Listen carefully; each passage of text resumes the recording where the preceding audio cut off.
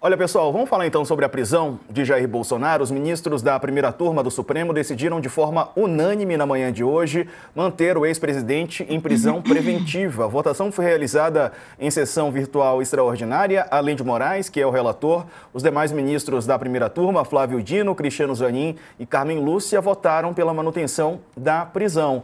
No voto, Moraes ressaltou que Bolsonaro é ele é reiterante no descumprimento das diversas medidas cautelares. Argumentou que não há dúvidas, portanto, sobre a necessidade da conversão da domiciliar em preventiva, em virtude da necessidade da garantia da ordem pública, para assegurar a aplicação da lei penal e o desrespeito às medidas cautelares anteriormente aplicadas. Quem acompanha a situação do Bolsonaro preso em uma sala na PF em Brasília é a repórter Amanda Garcia. Ela tem as últimas informações. Fala, Amanda. Boa tarde, Sarza e os colegas. Registrando aqui que hoje foi um dia muito mais tranquilo em frente da Superintendência da Polícia Federal, aqui em Brasília.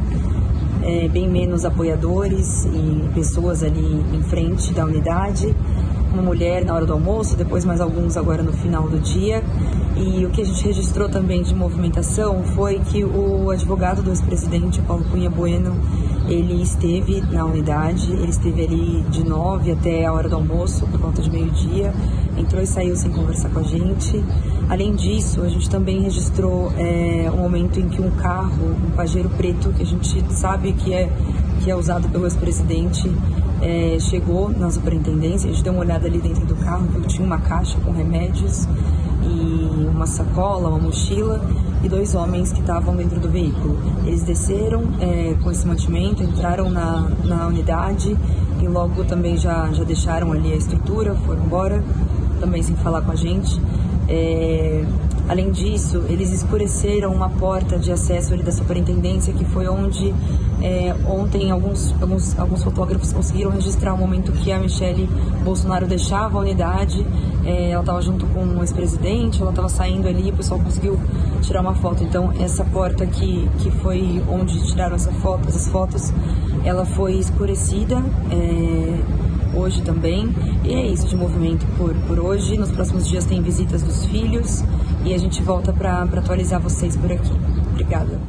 Eu que agradeço. Obrigado aí, Amanda Garcia, pelas informações. E aí, Sakamoto, tornozeleira eletrônica queimada, né? Aquela imagem realmente, né? Com a voz do Bolsonaro relatando o que aconteceu para a funcionária da Secretaria de Administração Penitenciária, é algo que vai ficar nos arquivos, né? Eu acho que ficaria muito difícil para os ministros do Supremo, diante não só do pedido do mandado de prisão, esse pedido pelo Alexandre de Moraes, mas diante desta realidade, né? Acabar revertendo, né? A cena, ela reverberou no mundo inteiro, né? Eu mesmo duvido que o ex-presidente tenha feito aquilo sozinho, né? Não é fácil manejar um ferro de solda numa tentativa de corte de 360 graus sem se queimar, né? E uma pessoa que está extremamente alterada, em pânico, também não conseguiria fazer isso sem se machucar. Ele fez uma coisa, deve ter tido ajuda, ele está poupando as pessoas que ajudaram ele, claro, né? Mas o fato é que ele tentou, sim, desmontar a tornozeleira eletrônica, né? E somado ao fato de que seu filho tinha convocado uma vigília que poderia gerar o caos em frente ao condomínio de luxo na qual ele estava preso, né? Você tem uma situação, uma fórmula perfeita para uma tentativa de fuga. O ponto é o seguinte, até escrevi isso num texto que eu tinha publicado um pouco mais cedo, o Brasil está há quase 40 anos passando pano para Jair Messias Bolsonaro.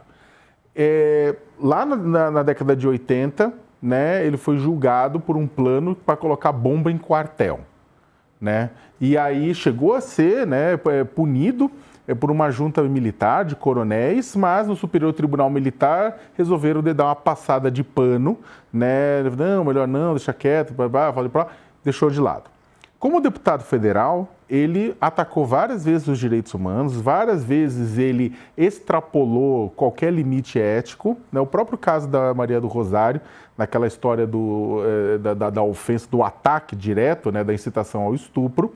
Também ele chegou a se tornado réu por unanimidade pela primeira turma do Supremo Tribunal Federal torna ele réu, né? Só que o caso acaba prescrevendo e sendo arquivado, né? Como presidente, a capivara é muito grande, Você tem, inclusive, talvez a mais palpável, né, das coisas que ele fez e que mereceria ter sido punido foi a ação dele durante a pandemia, a ação e inação durante a pandemia, que ajudou que o Brasil, o Brasil tem, no final, mais de 710 mil mortos, sendo a segunda nação com o maior número de mortes, sendo que é o 7º país em população.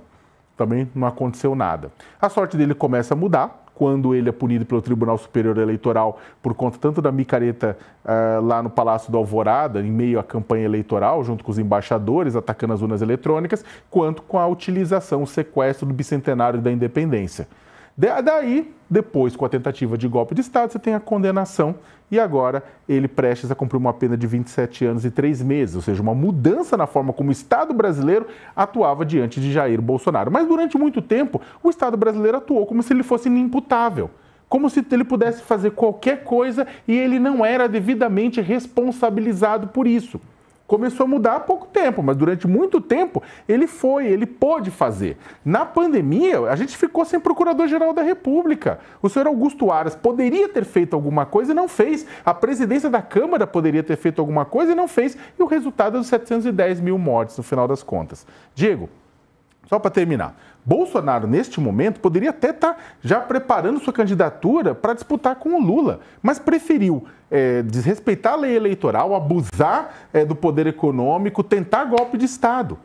Ele poderia, na verdade, já mesmo tendo feito isso, ele poderia ter esperado e ficado em liberdade até o momento de ser mandado para a cadeia por uma condenação. Não, ele junto com o filho Eduardo fizeram o quê? Atacaram o Supremo Tribunal Federal junto com uma nação estrangeira, com os Estados Unidos, incitando Donald Trump. Mesmo no finalzinho, na reta final, ele poderia ter continuado em prisão domiciliar. Só que ele não ficou. Por quê? Porque olha o que ele fez. Foi derreter a tornozeleira eletrônica. Sabe? Se fosse alguém preto, pobre, da periferia, com uma tornozeleira eletrônica, não precisaria nem ter derretido. Por muito menos, teria falado, não, gente, pelo amor de Deus, você desrespeitou os elementos que garantiam a sua prisão domiciliar. Bora para a prisão preventiva, prisão provisória fechada. Então é o seguinte, o que a lei está fazendo é aplicando, pela primeira vez, o Estado brasileiro está aplicando em Bolsonaro a lei. E isso é positivo, né? O Brasil passou da hora de ser paga-lanche de político.